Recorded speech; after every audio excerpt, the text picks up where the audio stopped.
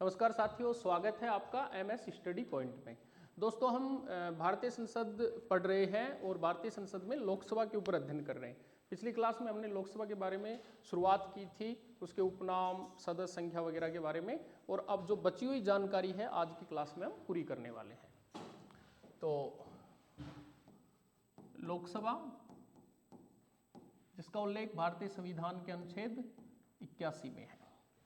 देखो बेटा, अभी हमें क्या क्या जानकारी प्राप्त करनी है। देखो, एक चीज का विशेष ध्यान रखना है, वर्तमान में 18वीं लोकसभा है। वर्तमान में कौन सी लोकसभा संचालित है? 18वीं लोकसभा संचालित है, और इस हेतु चुनाव 2024 में संपन्न हुए हैं। क्योंकि 17वीं के लिए 19 में 19 से 5 24 कार्यकाल 5 वर्षों का होता है, तो 2024 में संपन्न हुए हैं। ठीक है, पूछा जाएगा वर्तमान लोकसभा अध्यक्ष।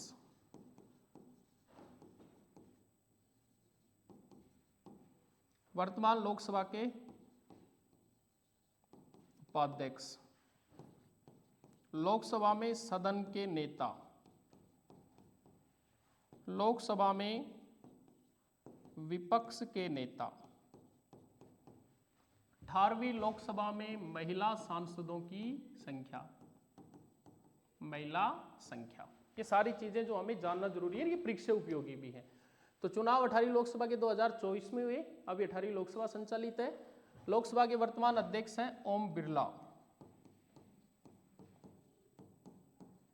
ओम बिरला राजस्थान से सांसद हैं, कोटा बूंदी इनका संसदीय क्षेत्र है।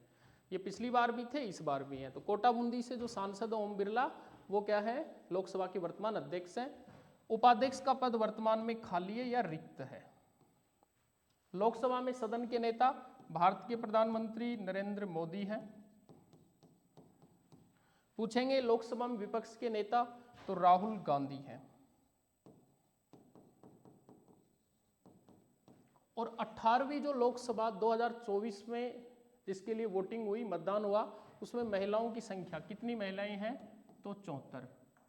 जो 17वीं लोकसभा थी उसमें बेटा 78 महिलाएं थी, या 78 78 महिला सांसद थी, जिनकी संख्या गिरी है, यानी 4 कम हुई है। अभी कितनी है? 74। 18वीं लोकसभा 2024, लोकसभा के अध्यक्ष ओम बिरला, उपाध्यक्ष पद रिक्त है, सदन के नेता नरेंद्र मोदी जी, और विपक्ष के नेता राहुल गांधी हैं। अब देखो, कुछ चीजें और हैं जो लोकसभा में हमारे लिए जानना जरूरी है। एक तो लोकसभा का जो एक सदस्य होता है वो कम से कम 5 लाख की जनसंख्या का प्रतिनिधित्व करता है। 5 लाख की जनसंख्या का प्रतिनिधित्व करता है कम से कम। ठीक है, लोकसभा 5 लाख की जनसंख्या क्या हो गया? प्रतिनिधित्व हो गया। ठीक है, राज्यसभा का 10 लाख का करता है बेटा, ये भी ध्यान रखना है अपने को। ठीक है, लोकसभा वाला कितना करता है? 5 लाख। लोकसभा में गणपूर्ति या कोरम 1/10 होता है। ये काफी इंपॉर्टेंट चीज है। किसी भी सदन की वह न्यूनतम संख्या जिसकी उपस्थिति में उस सदन की कार्यवाही संचालित की जा सके, गणपूर्ति या कोरम कहलाता है। तो लोकसभा में कोरम कितना है? 1/10, यानी कुल सदस्य संख्या का 10वां हिस्सा उपस्थित होना चाहिए, तभी ही उस सदन की कार्यवाही आगे बढ़ेगी या संचालित की जा सकेगी, अन्यथा नहीं। अगर कोई व्यक्ति 2 लोकसभा सीटों से, 2 सीटों से विजय प्राप्त कर लेता है,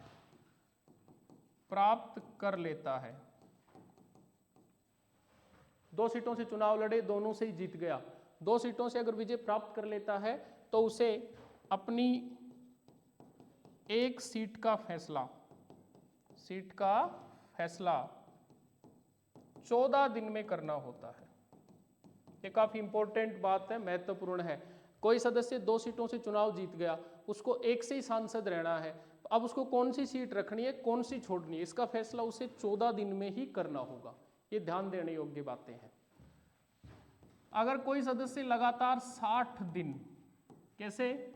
लगातार बिना सूचना के अनुपस्थित रहता है, लोकसभा की कार्यवाही में हिस्सा नहीं लेता है, वहां उसकी उपस्थिति नहीं है, अब्सेंट रहता है, तो लोकसभा का अध्यक्ष उसकी संसद सदस्यता या लोकसभा की सदस्यता को भंग कर सकता है। ये उसके पास एक विशेष अधिकार होता है। बेटा इस चीज का भी अपने को विशेष ध्यान रखना है। लोकसभा के जो सदस्य होते हैं उनको शपथ, लोकसभा के जो सदस्य होते हैं उनको शपथ कौन दिलाता है, ये बड़ी चीज है। इनको शपथ दिलाता है प्रोटेम स्पीकर। प्रोटेम स्पीकर की नियुक्ति कौन करता है, राष्ट्रपति। देखो क्या होता है, जब लोकसभा हेतु चुनाव होते हैं सारे सदस्य चुन करके आ जाते हैं, उनमें से एक सीनियर आदमी जो कई बार चुनाव जीत के आया है, वयोवृद्ध है, उसको भारत का राष्ट्रपति क्या करता है, प्रोटेम स्पीकर मतलब अस्थायी अध्यक्ष बना देता है। वो प्रोटेम स्पीकर का काम क्या है, चुने हुए समस्त सदस्यों को क्या कहना, शपथ दिलाना। फिर उनमें से कुछ मंत्री बनते हैं, उन मंत्रियों को शपथ अलग से दिलाई जाती है। केंद्रीय मंत्रियों को शपथ भारत का राष्ट्रपति दिलाता है प्रधानमंत्री के साथ। ठीक है, तो शपथ प्रोटेम स्पीकर। या एक प्रश्न और बढ़ेगा कि साहब 18वीं लोकसभा में प्रोटेम स्पीकर कौन थे, तो ये थे भर्तृहरि मेहताब। भर्तृहरि मेहताब 18वीं लोकसभा में प्रोटेम स्पीकर थे, जिनकी नियुक्ति राष्ट्रपति के द्वारा की गई थी। और प्रोटेम स्पीकर का काम क्या है, लोकसभा सदस्यों को शपथ दिलाना। देखो जो संसदीय क्षेत्र होते हैं या लोकसभा क्षेत्र होते हैं, उनसे रिलेटेड 4 प्रश्न आते हैं, सबसे बड़ा और सबसे छोटा, जनसंख्या में सबसे बड़ा और क्षेत्रफल में सबसे बड़ा और सबसे छोटा। लोकसभा क्षेत्र कह दो, संसदीय क्षेत्र कह दो, जहां से एक सदस्य चुन करके आता है संसद का, वो संसदीय क्षेत्र कहलाता है। तो सबसे पहले बात करें क्षेत्रफल की। क्षेत्रफल में सबसे बड़ा, सबसे छोटा। बात करें जनसंख्या की, सबसे बड़ा, सबसे छोटा। क्षेत्रफल में सबसे छोटा सबसे बड़ा है लद्दाख, सबसे छोटा है चांदनी चौक जो दिल्ली में है। दिल्ली का चांदनी चौक संसदीय क्षेत्र क्षेत्रफल में सबसे छोटा है और लद्दाख सबसे बड़ा है। जनसंख्या में सबसे बड़ा तो मल्कागिरी